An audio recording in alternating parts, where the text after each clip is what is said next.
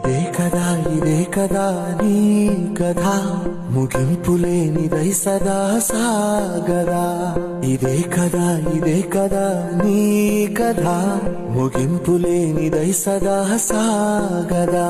నీ కంటి రెప్పలంచున మనస్సు నిండి పొంగిన ఓ నీటి బిందువే కదా నువ్వెతుకుతున్న సంపద ఒక్కొక్క జ్ఞాపకానికి 100 ఏళ్ల ఆయువుందిగా ఇంకెన్ని ముందు వేచనో అవన్నీ వెతుకుతూ పదా మనుష్యులందు నీ కథ మహర్షిలాగా సాగదా మనుష్యులందు నీ కథ మహర్షిలాగా సాగదా